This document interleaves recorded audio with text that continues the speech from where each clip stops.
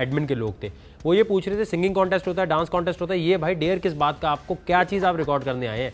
तो मैंने उन्हें बताया भाई देखें ये इस तरह, वो कहने लगे आप तो 1000 रुपये का एक डेयर कराते थे, ये ऑडिशन क्या चीज़ है। तो मैंने उन्हें ये बताया कि ऑडिशन का मकसद ये है कि यहाँ पर आपके जो भी स्टूडेंट हैं उनका कॉन्फिडेंस लेवल चेक किया जाएगा कि किसमें कितना कॉन्फिडेंस है। तो वहाँ पर जो एक बात ये भी बोली हुई है ना कि अंदर आएंगे तो उनको कोई प्रॉब्लम नहीं होगी। वहाँ पर बहुत सारे ऐसे इंसिडेंट हैं जहाँ पर एक लड़के को थप्पड़ पड़ा, जहाँ पर एक बंदा पूरा हैदराबाद में। तो कोई भी ऐसा नहीं है, मैं समझता हूँ कोई भी पाकिस्तान में कहीं भी ऐसे एक्टर्स या एक्ट्रेस मौजूद नहीं जिनको आप पैसे देकर ये बोलेंगे कि ये काम करोगे तो ठीक है, अपनी बेइज्जती करवा लो और ये पैसे ले लो, कोई भी नहीं करेगा। और जो ओरिजिनल एक्टर्स हैं बाज़ दफ़ा वो अच्छी एक्टिंग नहीं कर पाते, तो ये नए बच्चे अगर इतनी अच्छी एक्टिंग कर रहे हैं तो भाई जितने कास्ट करने वाले वहाँ देख रहे हैं, जो नए नए लड़के लड़कियाँ फिल्मों में ड्रामों में लेते हैं, तो इन लोगों को ले लो भाई अगर ये इतनी अच्छी एक्टिंग करते हैं।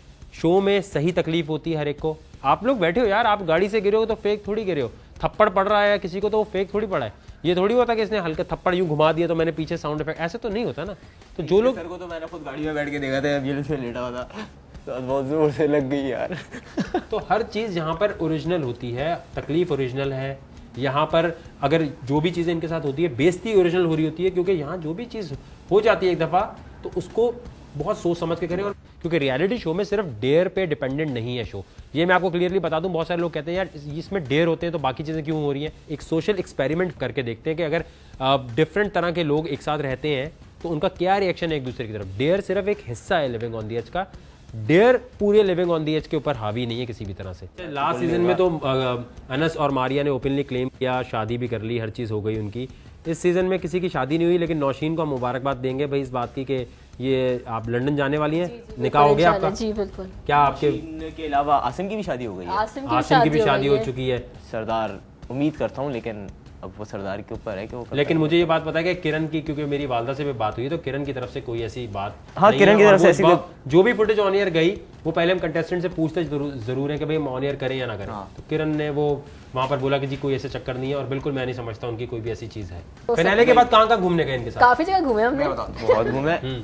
सीव्यू, क्लिफ्टन, कायरो, डेविल्स पॉइंट, गोएश, सिनेमा भी गए थे तुम लोग? हाँ, सिनेमा गए। तो वहाँ देखने से क्या लगा, किसकी ज्यादा केमिस्ट्री है? भाई सीन एक मैं बताता हूँ, उसमें एक तब तो केमिस्ट्री मुझे लगी थी सरदार जी और किरण की भी, लेकिन अभी यहाँ के पता चला कि सरदार जी और किरण की भी ऐसी कोई बात नहीं है, लेकिन केमिस्ट्री तो थी। ऐसी बात नहीं। मैं आपको एक सीन बताता हूँ, उसमें हमने आसिम को बुलाया था, वो बाइक पे आया।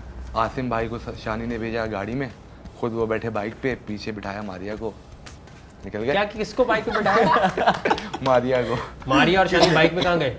बस वो हमारी वैन तो चल रही थी, वो कहाँ गए ये नहीं पता, लेकिन जहाँ हमें जाना था लोकेशन पे वो साथ फिर पहुंच, साथ ही साथ बाइक के। चलो यार जो भी कुछ हुआ, मैं समझता हूँ कि बड़ा ही कंट्रोवर्शियल और एक ऐसा सीजन था जो बहुत इंटरेस्टिंग था हर एक के देखने के लिए।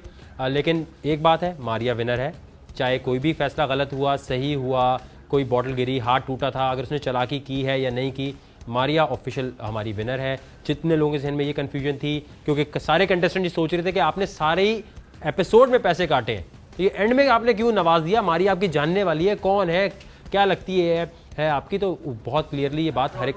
आप लोग खुद कहा था फिनाले के शुरू के अंदर के ये वो 12 शैतान है जो आखिर तक आ गए, तो अगर उसने वो हरकत की भी है तो वो उसका दिमाग था जिसने उसे खेला है। अब मैं ये कहता हूँ कि अगर उसका हाथ टूटा नहीं टूटा, ये तमाम ड्रामा किया नहीं किया, जो वो करना चाहती थी। हाँ विनर है, हमें वो एक्सेप्ट करना है। उसने काफी डेयर जीते भी हैं, डेयर जीते हैं, मतलब उसने डेयर जीते भी हैं, टास्क करती है, मतलब टास्क करती है। आखिर में उसकी लक साथ नहीं थी तो वो अलग बात है, वो एक अलग बात है कि किरण को कितने चांस मिले। लेकिन एक बात है कि किरण ने ओपनली चैलेंज किया है, नेक्स्ट सीजन हो सकता है सबसे पहला जो डेयर हो वो मारिया और किरण का हो। लेकिन ये मारिया अगर एक्सेप्ट करेगी तो, क्योंकि टाइटल उसके पास है।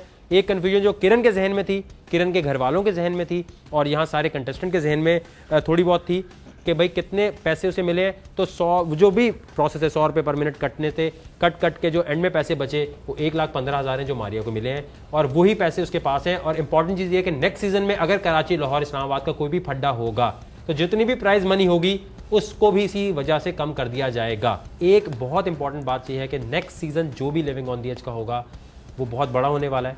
उसके लिए जितने लोग भी रजिस्टर करना चाहते हैं, उसमें लड़कियों को बहुत ज़्यादा एक इशू है, और लड़कियां हमेशा ये कहती हैं कि जी लड़कों को आप बहुत ज़्यादा प्रेफरेंस देते हैं, लड़के बहुत ज़्यादा क्वांटिटी में आप यहाँ पर बुलवा लेते हैं, लड़कियाँ नहीं बुलवाते। तो ऐसा कोई चक्कर नहीं है।